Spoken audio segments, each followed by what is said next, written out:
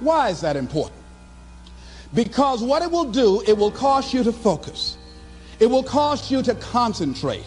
When that other conversation is going on telling you what you cannot do, telling you all of the impossibilities and all of the obstacles, your concentrating will begin to create a larger vision within yourself, and you start looking for and seeing some new opportunities. You start creating some openings for yourself.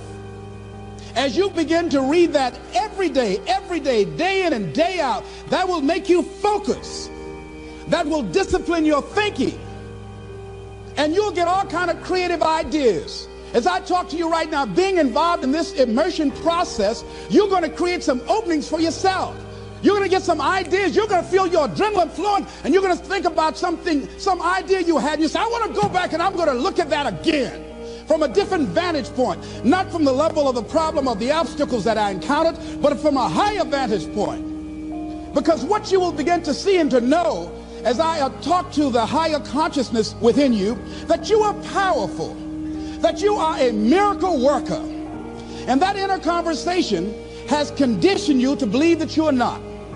And as you begin to discover the truth of who you are, whatever challenge that you're facing in life, and if you're living, you're facing some challenge, you'll begin to know that you're powerful and that you're a miracle maker. So as you begin to write down exactly what it is that you want, read it every day. The next thing is, see yourself there. How will you feel once you get there? What will the experience be like for you? What will be different? What kind of person do you have to become in order to get there?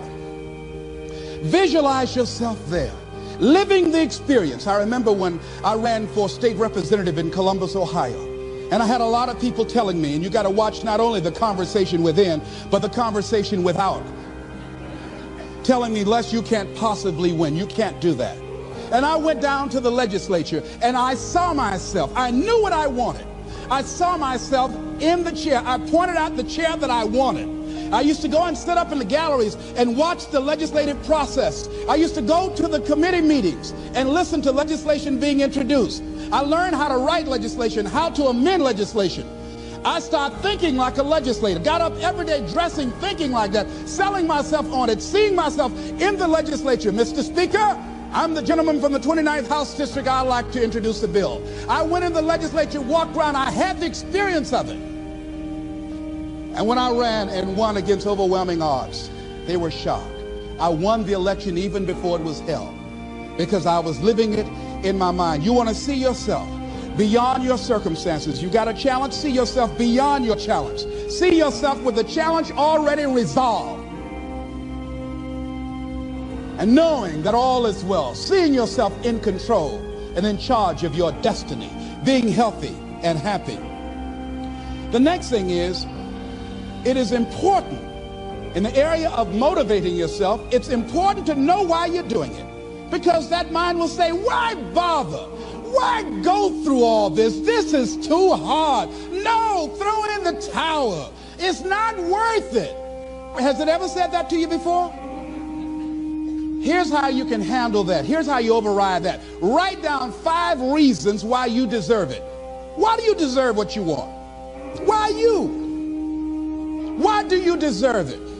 What meaning and value will it bring to your life? What's so different about you that you deserve your goal or this goal?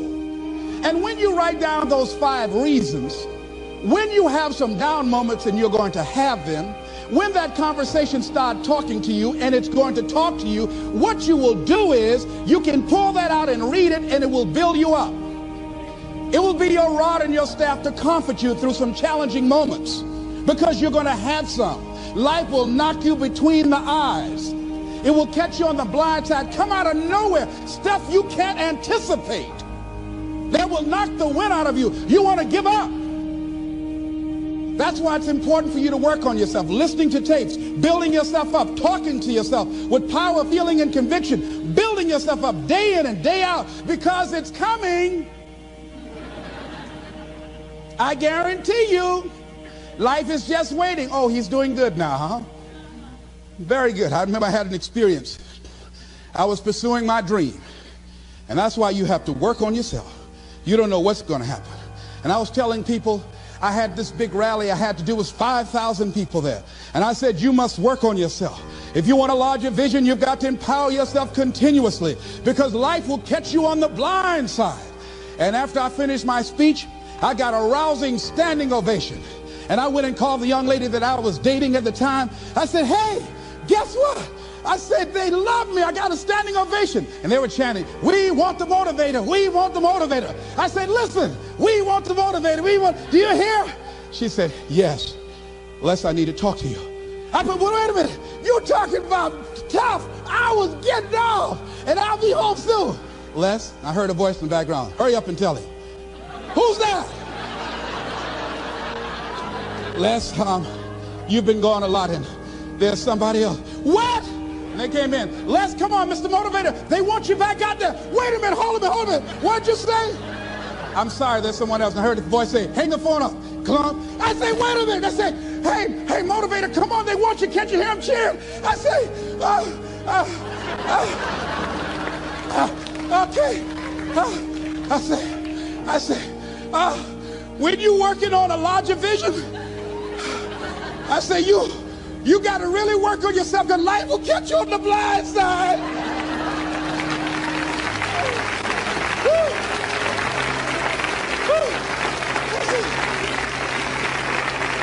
I say, you better be ready. And you better make sure you want it, because it'll make you cry. And somebody said, the Spirit is on him. Thank you, thank you, thank you, thank you.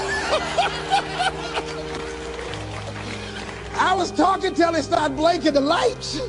They had to come pull me off, and I said, you got to have a larger vision. You make sure, wait a minute, you make sure you work on yourself. They said, come on, Mr. Brown, come on. Yeah.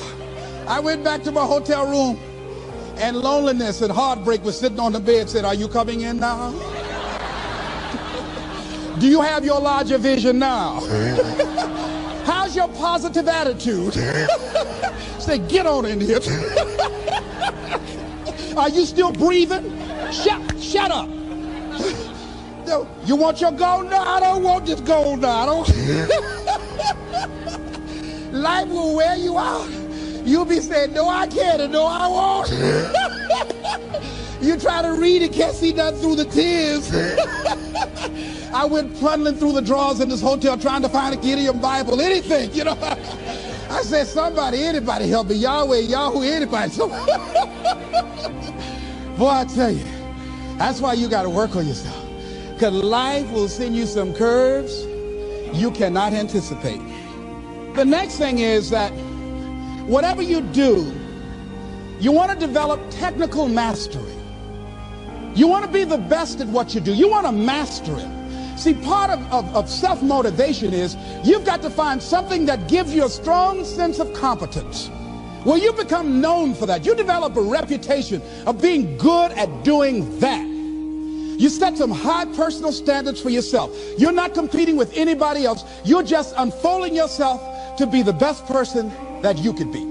That you want to give the best quality service that you can give, because that is a statement about who you are.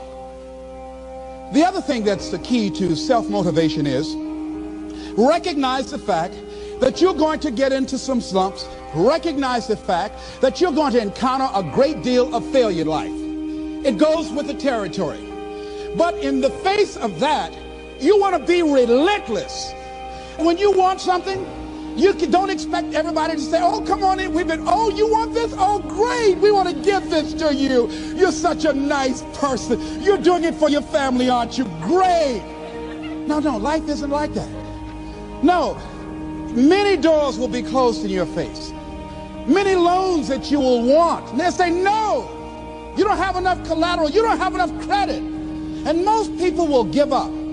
But you've got to decide that I'm going to be fearless. I refuse to be denied. And I'm going to go all out. I'm going to be relentless. I don't care how many no's I encounter. I like something Isaiah Thomas said when he was getting ready for a basketball game. He said, I'm going to either shoot us in or shoot us out, but I'm not going to not do anything. And that's the way to go. You can't make a basket unless you shoot the ball. You can't hit a home run unless you take a swing at it. Most people won't even take a swing.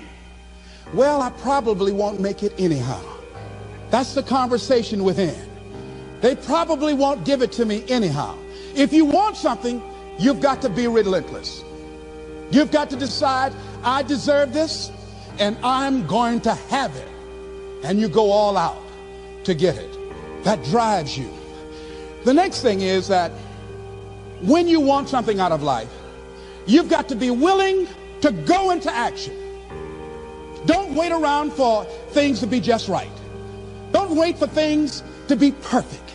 Don't wait for the ideal situation. It will never be ideal.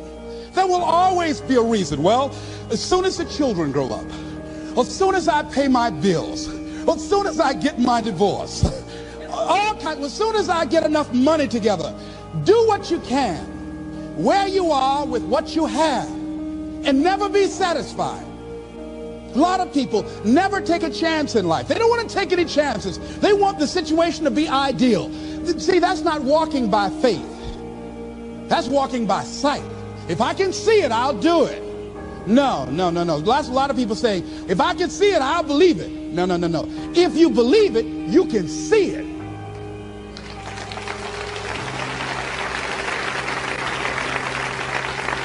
And don't be disturbed because no one else can see it. That's not unusual. That is ordinary. But because you want some different kind of results in your life, you've got to be willing to be unreasonable. If you want unreasonable results in your life, you've got to be willing to be unreasonable. Part of being unreasonable, you don't judge according to appearances. Part of being unreasonable, you can see it because you believe it. That's part of being unreasonable. Part of being unreasonable, you're like Paul who said, you must have the faith to call forth those things that be not as though they were. That's part of being unreasonable. Most people won't do that. Most people say, call me when you get it together. Then I'll support you. The other thing is that one of the keys to self-motivation that empowers you is that you want to find a cause larger than yourself. Find something that you can contribute to. Find something that you can make a difference because you can. Part of what feeds your larger vision, part of what gives you a reason for being, part of what gives you your life is being able to give something back. Say, I can't afford to give anything. You can't afford not to give. Give your time. Give your talent. There's nothing just to go over there and lick envelopes. I don't know exactly what I'm going to do, but I'm going over there. It's part of my tithing in the universe. Once you develop that special sense of mission, and that's what you develop when you're part of a larger cause than yourself, it drives you. You don't need an alarm clock to get up in the morning. You have special power. You'll go places and folk will like to be around you. They will know there's something different about you. When you go in, they'll say, hey, that's somebody important. I want to know who you are. I just want to be near you. That energy that you have, that consciousness that you will embody will affect everybody around you. The next thing is that you want to create a home court advantage for yourself. You've got to be aware of who you have around you. So you want to be selective. Have friends that will enable you to grow. I have friends that help me to grow spiritually. These are my spiritual friends. I talk spiritual stuff with them. I have some other friends who are just intellectual friends. They make me grow intellectually. They make me stretch. I have some professional friends. I'm a member of the National Speakers Association. I get together with other speakers and we learn from each other and we grow from each other. I have other friends who are just social friends. All we do is just socialize together. We'll look at a basketball game together or go out dancing, but that's all we can do. We don't talk anything serious. Nothing